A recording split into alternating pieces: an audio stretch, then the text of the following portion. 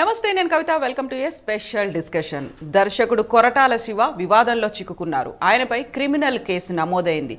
Court కూడా Koratala Shiva criminal case ఎదుర్కోవాల్సిందే అంటూ తీర్పు చెప్పారు. దీనికి ప్రధాన కారణం కొరటాల శివ ఒక నవల ఆధారంగా మహేష్ బాబు హీరోగా శ్రీమంతుడు సినిమా చేయడమే. అయితే కొరటాల శివ మాత్రం ఆ నవలని అందులో ప్రస్తావించలేదు. తన ఒరిజినల్ కథగా చెప్పుకున్నారు. కాపీరైట్ ఇష్యూతో పాటుగా ఒరిజినల్గా స్వాతిలో నవలగా వచ్చినటువంటి చచ్చేంత ప్రేమ అనేటువంటి ఒక నవల ఆధారంగా శ్రీమంతుడు మూవీకి సంబంధించి ఒక స్టోరీ తయారు చేసుకున్నారు కొరటాల శివ. ప్రస్తుతం మనతో పాటుగా ఉన్నారు చచ్చేంత ప్రేమ రైటర్ శరత్ చంద్ర గారు. శరత్ చంద్ర గారు, నమస్కారం అండి. నమస్తే మేడం. సో మీది ఆల్మోస్ట్ ఒక 7-8 ఏళ్లుగా చేస్తున్నటువంటి ఒక ఫైట్ చివరికైతే దానికి సంబంధించి ఒక తీర్పు వచ్చినట్టుంది. మేడం, ఇది 2012లో రాసిన నవలండి. స్వాతి మంత్లీలో ఈ అనిల్ అవార్డు నవల రాసిన పోటీలో ఇది వన్ ఆఫ్ ద నవల్గా సెలెక్ట్ అయింది. స్వాతి వేమూరి బలరాం గారి నేతృత్వం నడుస్తున్న పత్రిక, అది మీకు తెలిసిందే. అవును. అయితే దీన్ని ఆల్రెడీ ఒక సినిమాగా తీయాలని నేను నా మిత్రుడు వెంకటరావుతో కలిసి సముద్ర ఎవడైతే నాకేంటి సినిమాలు తీసిన సింహరాశి తీసిన డైరెక్టర్ని కలిసి మాట్లాడాము, స్క్రిప్ట్ ఇచ్చాము. ఇది నారా రోహిత్ హీరోగా పెట్టి తీయాలి మేము ప్లాన్ చేసామండి. దాదాపు 80% దాని మీద ఒక అవగాహనకు వచ్చాం. ఇది ఎప్పుడండి? 2012లోనేనా? నవల వచ్చిన వెంటనేనా? నవల వచ్చిన ఒక 1 year తర్వాత అనుకుంటా మేబీ. ఓకే. మేము సముద్ర గారితో మాట్లాడడం జరిగింది. ఇవన్నీ కూడా మేము చేసిన తర్వాత సడన్ గా మరి ఈ సినిమా వచ్చిన తర్వాత నా మిత్రులు, నవల చదివిన మిత్రులు కొంతమంది దీనిపైన నాకు కాల్ చేసి చెప్పారు. అప్పుడు నేను సినిమా చూడలా, ఈ శ్రీమంతుడు సినిమా చూడలా. ఇదేదో నేను నవల కాపీ చేసినట్టున్నారు, ఒకసారి చూడమంటే నేను సినిమా చూడడం జరిగింది. ఓకే. తర్వాత ఈవెన్ ఈ సినిమాకి సంబంధించి నవలకు సంబంధించి దాదాపు 100% పోలికలు ఉన్నాయి. మీకు అందులో రికార్డెడ్ గా నేను దేవరకొండ పెట్టానండి, సినిమాలో దేవరకోట ఉంది. తర్వాత హీరో హీరోయిన్ ఒకే కాలేజీ, నా నవల్లో అదేను, ఇక్కడ గడిది నవల్లో కూడా ఒకే ఊరు, ఇక్కడ గడిది. అదేవిధంగా హీరో తండ్రి దేవరకొండ ప్రాంతాన్ని నుంచి వదిలి వెళ్ళిపోవడం, అంటే హీరో తండ్రి జగత్ బాబు మేబీ అవును వెళ్ళిపోవడం, సినిమాలో అంతే, నవల్లో కూడా అంతే. అదేవిధంగా తర్వాత హీరో తన తండ్రి గ్రామంలోకి అడుగు పెడతాడు. సినిమాలో కూడా మహేష్ బాబు తన తండ్రి గ్రామంలో అడుగు పెడతాడు. ఎందుకు అడుగు పెడతాడంటే ఈడు ఆ అమ్మాయిని తన ప్రేమ ఎక్స్ప్రెస్ చేసిన తర్వాత వాళ్ళ అమ్మకి చెప్తుంది, పలాని వ్యక్తి నేను వాళ్ళ అబ్బాయి నన్ను లవ్ చేస్తా అంటున్నాడు, అమ్మ నాతో మంచివాడు, పెళ్లి చేసుకుంటానంటే అప్పుడు నేను నవల్లో అతను ఒక మినిస్టర్గా పెట్టాను. అప్పుడు ఏమంటారంటే ఎవరు చచ్చిపోతే మన ఊర్లో దీపావళి చేసుకోవాలనుకుంటున్నాము, వాడి కొడుకు ఎలాంటి పరిస్థితుల్లో నువ్వు వాడిని యాక్సెప్ట్ చేయడం లేదన్న తర్వాత ఇదే అంశం చెప్తుంది హీరోతో. తర్వాత ఊర్లోకి వచ్చి అసలు ఏంటి మా నాన్నకిను ఆ ఊరికి సంబంధం ఏంటి, అక్కడ ఏంటి సమస్యలు ఏంటి తెలుసుకోవడం కోసం ఊర్లోకి వస్తాడు. ఊర్లో 20 ఏళ్ళ నుంచి స్కూల్ లేకపోతే దాన్ని పునరుద్ధరణ చేయడం చేస్తాడు. రోడ్లు రవాణా వ్యవస్థ ఉండదు. ఇవన్నీ వాళ్ళ నాన్న పిఎస్ ద్వారా ఇవన్నీ చేస్తాడు. అంటే ఈ ఊరు డెవలప్ చేయడం అనే కాన్సెప్ట్ ని ఇతను దత్తతనే పెట్టి టర్న్ చేశాడు. అవును. ఆ తర్వాత హీరోని దూరంగా పెట్టడం, తర్వాత హీరో వచ్చి అదే ఇంట్లో వాళ్ళ ఇంట్లో ఉండడం, ఇవన్నీ కూడా తర్వాత జరిగిన ప్రక్రియలు. ఆ తర్వాత హీరో తన గ్రామంలో ఎన్ని డెవలప్ చేస్తా ఉంటే కూడా ఆ అమ్మాయి కూడా నువ్వు ఎందుకు వచ్చావు, అమ్మాయి వస్తుంది, తను కూడా ఊరికి వస్తుంది.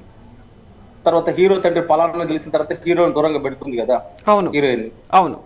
తర్వాత ఈ ప్రాజెక్ట్ నేను ఒక కార్పొరేషన్ చైర్మన్ గా చేసిన రోజుల్లో వెలుగొండ ప్రాజెక్టు నిర్వాసితుల్ని చూసిన తర్వాత ఆ నిర్వాసితుల బాధల్ని దృష్టిలో పెట్టుకొని రాసిన నవలండి.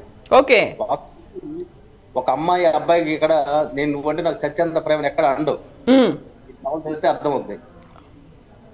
అతనికి ఏంటంటే అతను ఒక పెద్ద ఆఫీసర్ అయిన తర్వాత ఢిల్లీలో ఒక మాట అంటాడు, సార్ ఆ ప్రజలకి భూమి అంటే చచ్చేంత ప్రేమ అంటాడు. అంతే, అదే టైటిల్ గా తీసుకున్నారు మీరు.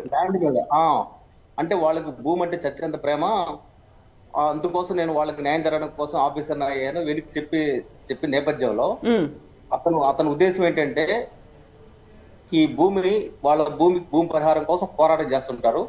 సినిమాలో కూడా వాళ్ళ ల్యాండ్స్ లాక్కోవడం మనం లాస్ట్ సీన్ లో చూస్తుంటాం. అవును, సినిమాలో కూడా అంటే ఈ విధంగా ప్రతి ఏరియాని వాళ్ళు వాడారు. అంటే నా నవ్వల్లో ఉండే ప్రతి పాయింట్ వాడారు. ఇది నేను రైటర్ అసోసియేషన్ కి పెట్టారు. రైటర్ అసోసియేషన్ పెట్టిన తర్వాత దానికి ముందు నేను కొరటాల శివ గారికి నేను ఈ బుక్ పంపించాను. ఫోన్ లో కూడా మాట్లాడాను. మీ కొరటాల సత్యనారాయణ మీకు కమ్యూనిస్ట్ ఫ్యామిలీ బ్యాక్గ్రౌండ్ ఉంది కాబట్టి మీతో మాట్లాడుతున్నాను సార్, దీని మీద రెక్టిఫై చేసుకోండి, దీన్ని నేను సినిమా తీయాలనుకున్నాను, ఇట్లా అన్యాయం జరిగిన తర్వాత లేదండి నా నవల వేరు మీది వేరు అన్నాడు. అన్న తర్వాత నేనేం చెప్పానంటే చంద్రశేఖర్ ఆజాద్ అని రైటర్ అసోసియేషన్ జనరల్ సెక్రటరీ అయితే ఆయన ద్వారా నేను పరుచూరు గోపాలకృష్ణ గారి తీసుకెళ్లాను. పరుచూరు గోపాలకృష్ణ గారు అట్టయితే బయట నవలైనా సరే మనం పరిశీలనలో తీసుకుందాం, దీన్ని కాపీరైట్ కింద మనం తీసుకొని మన రైటర్ అసోసియేషన్ లో పరిశీలన చేద్దామని చెప్పని ఆయన రైటర్ అసోసియేషన్ పెట్టారు. పెట్టిన తర్వాత ఇది నాదిని 100% రైటర్ అసోసియేషన్ మొత్తం ప్రూవ్ చేశారు. వాళ్ళు ఒక అభిప్రాయానికి వచ్చారు. అభిప్రాయానికి వచ్చిన తర్వాత రాజమౌళి ఫాదరు విజేంద్ర ప్రసాద్ గారు ఆజాద్ గారికి ఫోన్ చేసి శరత్ చంద్ర నీకు మంచి మిత్రుడు కదా, నీ ద్వారా మిత్రుడిని తెలిసింది, మరి ఆయన వస్తే రేపు పొద్దున దీని మీద ఏదైనా సాల్వేషన్ చూసుకుందామంటే నన్ను ఆకెళ్ళి గారు నన్ను పిలిచారు. పిలిచిన తర్వాత శరత్ చంద్ర గారు మీరు హైకోర్టుకు పోతే వాళ్ళు సుప్రీంకోర్టుకు పోతారు, మీరు వాళ్ళకి ఎక్కడ ఎగుతారండి, దీన్ని ఎంతో కొంత మీరు సెటిల్ చేసుకోండి అని చెప్పారు. దానికి ముందు నేను ఈ ఇష్యూ పైన అప్పుడు చనిపోలే దాసర్ గారు బతికే ఉన్నారు. దాసర్ గారి దగ్గరికి నా ఈ నవల పోలికలు మొత్తం పంపించారు. పంపించిన తర్వాత ఇట్లా అన్నారు, సార్ మరి ఏంటి నేను ఏం చేయాలి, ఇప్పుడు నన్ను సినిమాగా నేను తీసుకోవాలి, నేనేం మూవ్ అయ్యాను, నా ఫ్రెండ్ కూడా అగ్రిమెంట్ కూడా ఇస్తున్నాను, మరి అంటే ఎలా తీస్తావు, సినిమా ఆల్రెడీ వాళ్ళు నవల కూడా చదివాడు, ఆయన నవల పోలి 2 చదివిన తర్వాత వాళ్ళు మొత్తం పీల్ చేసిన తర్వాత పిప్పితో నువ్వేం చేయగలవు, కాబట్టి అది కరెక్ట్ కాదని తర్వాత అప్పుడు ఆయన రైటర్ అసోసియేషన్ లో నాదని ప్రూవ్ అయిన తర్వాత ఉమ్మడి అనురాధ గారు ఇప్పుడు ఆమె రైటర్ అసోసియేషన్ జనరల్ సెక్రటరీ ఉన్నారు. ఆమెతో కూడా మాట్లాడడం జరిగింది. బయట నాకు వాళ్ళ హస్బెండ్ కూడా లోపల జరిగిన అంశాలు రైటర్ అసోసియేషన్ అంశాలు కూడా చెప్పడం జరిగింది. చెప్పిన తర్వాత నేను ఏం చేశారంటే దీన్ని సాల్వేషన్ చేసుకోవడం కోసం నేను తమ్మారెడ్డి భారతి గారి దగ్గరికి వెళ్ళాను. ఆయన దగ్గరికి వెళ్ళడానికి పిఓడబ్ల్యూ సంధ్య గారు అదేవిధంగా విమలక్క గారు సహకరించారు. వెళ్ళి నేను ఒక అమైకబుల్ సొల్యూషన్ కోసమే ప్రయత్నం చేశాను. నేను తెలిసిన తర్వాత ఈ అమైకబుల్ సొల్యూషన్ లో భాగంగానే నేను మాట్లాడిన తర్వాత అప్పుడు శివ గారితో మాట్లాడితే శివ ఏమన్నాడంటే ఈ కాపీ జరగలేదు, ఆయన ప్రెస్లో ఒప్పుకోమని చెప్పండి, నేను సెటిల్ చేసుకుంటాను వ్యవహారం. అంటే నాకు ఆయన చెప్పాడు ఎంత కొంత డబ్బులు ఇచ్చి దీన్ని సెటిల్ చేసుకోవాలని అనుకుంటున్నారు అంటే, సార్ అది కరెక్ట్ కాదన్నాను. ఎందుకంటే దాసర్ గారు కూడా ఏమన్నారంటే ఇది నువ్వని ప్రూవ్ అయితే నువ్వు ₹1 కోటి అడిగి ఇవ్వాల్సిందే అని చెప్పి ఆయన గారు స్పష్టంగా చెప్పారు. నేనేం కోరానంటే డబ్బు కంటే కూడా ఇది తప్పు జరిగింది, ఈ తప్పు జరిగిన దానికి ఆయన సారీ చెప్పాలి, కావాలంటే ఇంకో స్క్రిప్ట్ తీసుకోమనంటే నాకు అభ్యంతరం లేదు అని నేను ఆకెళ్ళి గారితో చెప్పాను. అదే మాట దాసర్ గారితో కూడా చెప్పారు. అంటే ఇంకొక స్క్రిప్ట్ తీసుకోండి, హిందీలో నేమేయండి, తెలుగులో సాధ్యం కాకపోయినా అభిషేక్ అప్పుడు హృతిక్ రోషన్తో ఈ సినిమా తీయాలని వాళ్ళు ప్లాన్ చేశారు. నేను అప్పుడు సిటీ సివిల్ కోర్టు కూడా దీన్ని వేయడం జరిగింది. ఆ తర్వాత వాళ్ళు దానికి ఒప్పుకోలేదు. ఒప్పుకోక నాది నా రిజిస్ట్రేషన్ రైటర్ అసోసియేషన్ నేను మెంబర్ని, ఆ రిజిస్ట్రేషన్ ల్యాబ్స్ అయిందనే పేరుతో వాళ్ళు జడ్జిమెంట్ కాపీ ఇవ్వకుండా ఆపేసిన తర్వాత సంజయ్ గారు కూడా పిఓడబ్ల్యూ సంజయ్ గారు కూడా పరశురు గోపాలకృష్ణ గారితో కూడా మాట్లాడడం జరిగింది. జరిగిన తర్వాత ఇంకా అది కోర్టుకు నెట్టేసే. ఎందుకు నెట్టేసేది అనేది సినిమా పెద్దలందరికీ కూడా అందరికీ తెలుసు, ఈ విషయం మొత్తం ఇండస్ట్రీ మొత్తం తెలుసు. నెట్టిన తర్వాత నేను అప్పటి నుంచి పోరాడుతున్నాను. ఆయన క్రిమినల్ కోర్టులో ఈ కేసు నేను ఎస్టాబ్లిష్ చేసిన తర్వాత సమన్స్ పంపించారు.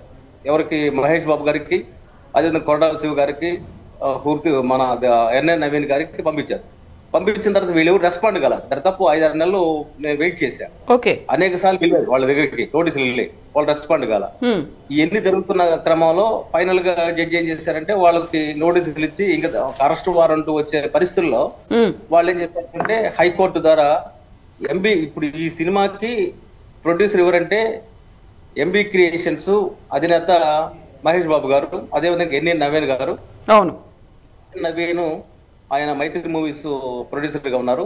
నేను ఈ ప్రొడ్యూసర్ గా కలిపి మహేష్ బాబు నాకు హీరోగా వేయలేదు, యాజ్ ఎ ప్రొడ్యూసర్ గా చూసే నేను ఆయన మీద ఎన్ఎన్ నవీన్ గారి మీద అదేవిధంగా దీన్ని కాపీ కొట్టారని చెప్పడుతున్న మన శివగారి మీద నేను కేసు వేయడం జరిగింది. ఉమ్, వేసిన తర్వాత వాళ్ళు ఏం చేశారంటే అసలు ఎంబీ క్రియేషన్స్ ఇప్పుడు మా ఆధీనంలో లేదు అని చెప్పి పంకట్ల గంగాధర్ అనే అతని పేరుతో హైకోర్టుకి వెళ్ళి స్క్వాష్కి వెళ్ళారు. ఓకే. ఆ స్క్వాష్కి వెళ్ళిన తర్వాత దరిదాపు ఒక 1 year 1.5 year ఈ కేసు నడుస్తూనే ఉంది మేడం. నడుస్తున్న తర్వాత ఇప్పుడు అంతకుముందు ఒక జడ్జి గారు దాని జడ్జిమెంట్ ఇవ్వకుండా ఆయన ట్రాన్స్ఫర్ అయిపోయిన తర్వాత ఇప్పుడు తాజాగా ఈ తీర్పు వచ్చింది. ఈ తీర్పు ఈ స్క్వాష్ ఏంటంటే మహేష్ ప్రొడ్యూసర్స్ గా వాళ్ళకి ఏం సంబంధం లేదు, మరి ఇక్కడ క్రైమ్ జరిగింది మేము నమ్ముతున్నాము, నమ్మిన క్రమంలో కొట్టాల శివ గారు క్రిమినల్ కేసు ఎదుర్కోవాల్సిందే అని చెప్పని కోర్టు డెసిషన్ ఇచ్చింది. ఇచ్చిన తర్వాత ఇప్పుడు ఆయన కోర్టుకు రావాలా. అయితే మేము అబ్జెక్షన్ మళ్ళీ ఏం చేస్తున్నామంటే ఎవరైతే ఈ సినిమా ద్వారా లబ్ధి పొందారో ప్రొడ్యూసర్స్ వాళ్ళకి కూడా వాళ్ళకి కూడా లైబిలిటీ ఉంటుంది. కాబట్టి వాళ్ళు కూడా ఇది మేము చేపట్టబోయే క్రిమినల్ చర్యల్లో వాళ్ళు కూడా భాగస్వామ్యం కావాలని చెప్పి మేము సుప్రీంకోర్టు తలుపు తట్టబోతున్నాం. ఓకే. అదేవిధంగా శివ గారు కూడా ఆయన క్రిమినల్ కోర్టుకు రావాల్సిందే. తర్వాత ఇక్కడ వ్యాలిడ్ పాయింట్ ఏంటంటే ఇప్పటి వరకు ఆ రోజు రైట్ రిజిస్ట్రేషన్ అని పిలిచినప్పుడు కూడా ఆయన కథ రిజిస్ట్రేషన్ లో కథ లేదు, ఎక్కడో చిన్న చిన్న ప్రెస్ క్లిప్పింగ్స్ ఇప్పించారు తప్ప కథ అంటూ ఎక్కడ మెన్షన్ చేయలే. అదేవిధంగా సిటీ సివిల్ కోర్టులో కూడా కథ మెన్షన్ చేయలే. ఓకే. అంటే శివ గారు రెడ్ హ్యాండెడ్ దొరికారు. అది అడిగినప్పుడు జడ్జీలు అడిగినప్పుడు ట్రయల్ జరిగింది. నా అడ్వకేట్ గా అంతకుముందు విఆర్ మాచవరం గారు, తర్వాత రాజశేఖర్ గారు, తర్వాత అజయ్ గారు, సల్లా అజయ్ గారు, పవన్ శివకుమార్, దాదాపు 4 న్యాయవాదులు దీని మీద గట్టిగా నిలబడి నాకు అండగా నిలబడి ఫైట్ చేశారు మేడం. చేసిన నేపథ్యంలో ఈ అజయ్ గారు గట్టిగా మాట్లాడడం, తర్వాత ఈ డాక్యుమెంటేషన్స్ ఏమీ లేకపోవడం వల్ల జడ్జి గారు ఒక నిర్ణయం తీసుకున్నారు. నిర్ణయం తీసుకుని ఈ రోజు కొట్టాల శివ గారికి ఈ విధంగా ఆదేశాలు జారీ చేయడం జరిగింది.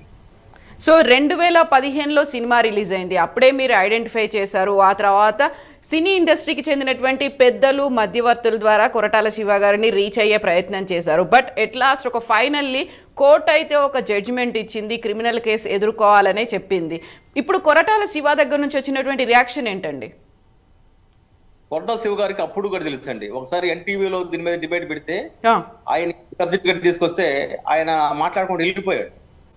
అంటే ఈ విషయంలో తప్పు చేసినట్టుగా కొరటాల శివ గారు ఒప్పుకోవాలనేది మా స్టాండ్. ఎందుకంటే ఇది నేను కేవలం నా కోసం ఫైట్ చేయడం లేదు మేడం.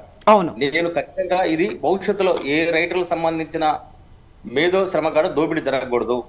ఈ కాపీరైట్ చట్టం కింద ఇతర దేశాలు అయితే ఆస్తులు అమ్మిస్తారు, నేనే ఆస్తులు అమ్మడాలా. కనీసం ఒక రైటర్ గా ఇది జరిగింది తప్పు, మేము తప్పు చేసామని చెప్తే ఒక రచనలు చేసే రైటర్స్ కి ఒక సెల్ఫ్ రెస్పెక్ట్ అనేది మిగులుతుంది. అలా కాకుండా మేము కాపీ కొట్టుకుంటా పోతాము, మమ్మల్ని అడిగే వాళ్ళు ఎవరు లేరు, మేము ఏం చేసినా చెల్లుబాటు అవుతుంది అనే ఈ ధిక్కార ధోరణి అనేది ఇది రైటర్ల ఆత్మగౌరవం దెబ్బతీసేది. కాబట్టి నా స్ట్రగుల్ ఏంటంటే మేజర్ గా రైటర్లు అంటే లెక్క ఉండాలి, రైటర్ల ఆత్మగౌరవాన్ని కాపాడాలి. వాళ్ళు ఎంతో కష్టపడితేనే ఒక ప్రాజెక్ట్ వస్తుంది, ఒక నావల్ కానీ ఒక కథ కానీ. మీకు తెలుసు బొమ్మరిలో ఒక కథనిచ్చి సినిమా వచ్చింది. మరి ఒక కథ రావాలంటే దానికి చాలా ప్రసవ వేదన ఉంటుంది, దానికి అవుట్కమ్ రావడానికి కష్టపడతారు, దానికి అనేక షేడ్స్ ఉంటాయి. మరి ఇంత రైటరు బాగా ఒక మట్టి ముద్ద ఉంటేనే దాన్ని మనం ఎట్లా విగ్రహం చేయగలం. కాబట్టి వీళ్ళు ఎంత అందంగా చెక్కిన తర్వాత వ్యక్తిగతంగా మహేష్ గారి ఫ్యానే కావచ్చు, కానీ అందంగా చెక్కినా దానికి మూలంగా కథ ఉండాలి.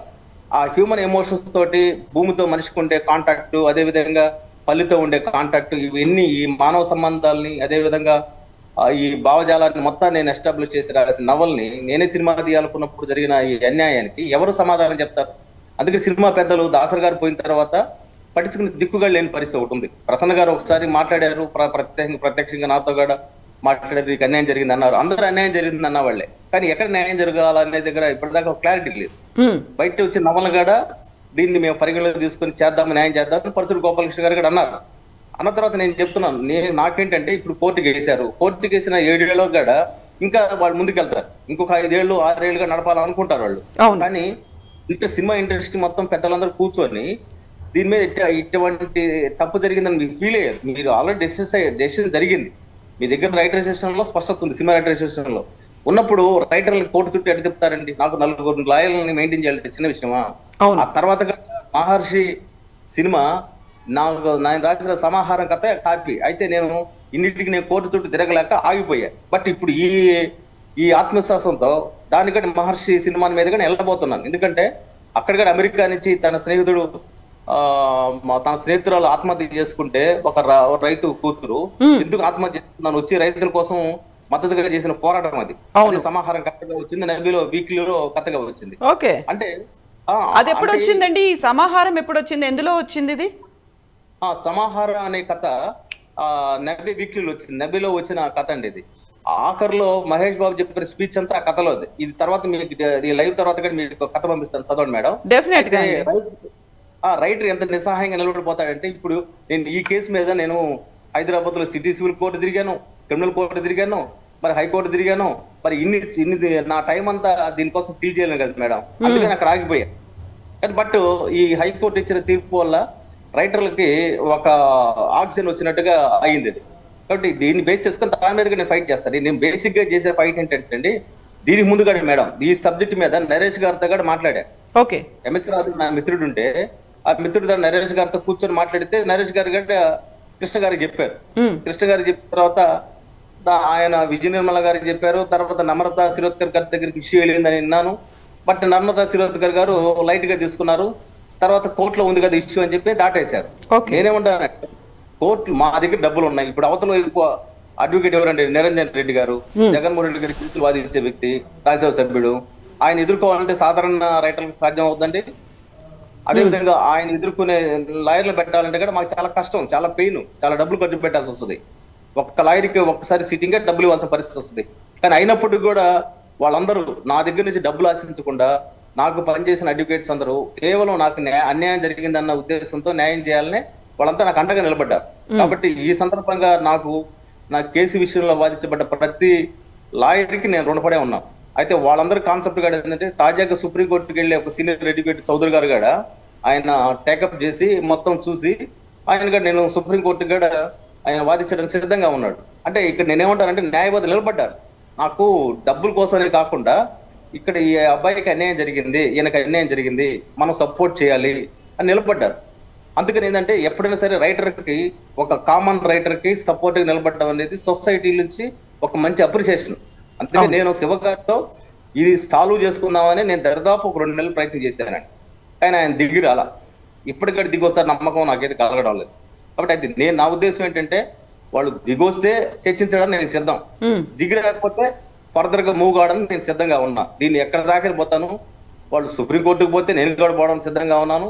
ఇంకా దీనికి సంబంధించి ఇంకెలా మూవ్ కావాలో మా న్యాయవాదుల టీం ఉంది, ఆ టీం నుంచి కూడా నేను సలహాలు సూచనలు తీసుకొని నేను ఫర్దర్ గా ముందుకెళ్తాను, డౌట్ లేదు. శరత్ చంద్ర గారు, ఇప్పుడు కోర్టు తీర్పు వచ్చిన తర్వాత కనీసం కోర్టుకి రిప్లై ఇవ్వలేదు, కోర్టుకి అటెండ్ అవ్వలేదు, ఎట్ ద సేమ్ టైం మీకు కూడా టచ్ లోకి రాలేదా కొరటాల శివ ఇప్పటిదాకా? వాళ్ళు ఏం చేస్తారంటే మేడం, సుప్రీంకోర్టు ఇప్పుడు ఇక్కడ హైకోర్టు స్టాష్ రిజెక్ట్ చేసిందండి. వీళ్ళు ఎడకపోతారు, మళ్ళీ సుప్రీంకోర్టుకు పోతారు. ఎక్కడ పోయినా ఇక్కడ హైకోర్టు ఇచ్చిన దాన్ని వాళ్ళు ఏం కాదలేరు, మీరు ఫేస్ ఇట్ అంటారు. మళ్ళీ ఎక్కడ పోవాలి, ఖచ్చితంగా క్రిమినల్ కోర్టుకి రావాల్సిందే. హైదరాబాద్ లోని నాంపల్లిలోని క్రిమినల్ కోర్టుకి కొరటాల శివ మెట్లు ఎక్కాల్సి ఉంది. ఇప్పుడు కొరటాల శివే కాదు, మహేష్ బాబుని కూడా మెట్లు ఎక్కిస్తాము, అందులో డౌట్ లేదు. యాజ్ ఎ ప్రొడ్యూసర్ గా ఎన్ఏ నవీన్ గారు ఆయన కూడా మెట్లు ఎక్కిస్తాము. ఇంకా చెప్పాలంటే భవిష్యత్తులో వాళ్ళు లాగితే నేను ఇంకొక ఇతర కేసులు కూడా ఎస్టాబ్లిష్ చేస్తాం. ఏం ఆగే ప్రసక్తి లేదు అనుకుంటే వాళ్ళు క్షమాపణ చెప్పి, ఒక రైటర్ గా నాకు క్షమాపణ చెప్పి మా సినిమా పెద్దలందరూ సమక్షంలో ఈ సమస్య సాల్వ్ చేస్తే, ఇప్పుడు మోహన్ బాబు అబ్బాయి ఉన్నాడు, మన సినిమా రైటర్, సినిమా సంబంధించిన మా అధ్యక్షుడు మురళీ మోహన్ గారు ఉన్నారు, అలాగే ఇంకా సినిమా పెద్దలు ఉన్నారు. వాళ్ళ సమక్షంలో కూర్చొని నాకు ₹1 వద్దండి, మీ లైవ్ లో నేను కమిట్ అవుతున్నాను మేడం, నాకు ₹1 ఇవ్వకపోయినా పర్లేదు, కొరటాల శివ తప్పు చేశాను, ఇంకోసారి తప్పు జరగకుండా చూసుకుంటానంటే నేను క్షమించేస్తాను. నాకు I don't want single pie from him. నాకు ఆయన దగ్గర ₹1 కూడా అవసరం లేదు. నేను న్యాయం కోసం పోరాడుతున్నాను. పోరాడే క్రమంలో సినిమా పెద్దలు ఏదైనా నిర్ణయిస్తే, పరశుల గోపాలకృష్ణ గారు ఆయన తండ్రి లాంటి వాడు నాకు. ఎందుకంటే పరశుల గోపాలకృష్ణ గారు నిలబడకపోతే నా ఇష్యూ రైట్ ఇష్యూస్ లో ప్రూవ్ అయ్యేది కాదు. కాబట్టి ఆయనకు తప్పన ఉంది. నాకు తండ్రి లాంటి పరశుల గోపాలకృష్ణ గారు ఈ మాట, శరత్ చంద్ర గారు ఆయన చేసిన తప్పేను, మేము చెప్పిస్తాము, ఆయన మీడియా ముఖంగా ఆయన చేత సారీ చెప్పించండి, నేను చూడడం డబ్బు కాదు, నాకు అవసరం లేదు, డబ్బుల కోసం ఎంపలాడాల్సిన అవసరం లేదు, నేను విత్డ్రా అవుతా కేసు, నాకు అభ్యంతరంలా. కానీ నేను తప్పు చేయలేదు, నాకు న్యాయస్థానాలు ఉన్నాయి, న్యాయస్థానాలను అడ్డం పెట్టుకొని నేను రైటర్లు ఏమైనా చేస్తాను, లేకపోతే ఎంతకాలమైనా గడుపుతానంటే నేను దాన్ని ఎదుర్కోవడం సిద్ధంగా ఉన్నా. ఎక్కడ దాకైనా పోతా. వాళ్ళు సుప్రీంకోర్టుకి పోతే నేను పోతాను, అదే సమయంలో మా హ్యూమన్ రైట్స్ కమిషన్ పోతే హ్యూమన్ రైట్స్ గా పోతాను, ఇంకా అవసరమైతే సిబిఐ కూడా ఈ కేసు ఇవ్వమని కూడా చెప్తా. ఎందుకంటే నన్ను దరిదాపు హ్యూమిలేషన్ చేశారు. అవును. అట్రాసిటీ కేసు ఫైల్ అవుతుంది దీని మీద. ఎందుకంటే ఒక రైటర్ ని ఇన్ని సంవత్సరాల పాటు హ్యూమిలేట్ చేయడం అంటే మామూలు విషయం కాదు. రైటర్ అసోసియేషన్ కూడా వాళ్ళు కూడా పెద్దలు కూడా కూర్చొని ఉమర్ ధనరాజా గారు ఉన్నారు, చక్కటి సినిమాలు రాశారు, ఆమె ఏమాయ చేసింది, ఆమె మాటలు రాసింది, మంచి మేధస్సు ఉంది, వాళ్ళ హస్బెండ్ కూడా చాలా మంచి వ్యక్తి. ఇప్పుడు నేనేమంటానంటే మీరు కూర్చొని నాకు సాల్వ్ చేయండి, లేదా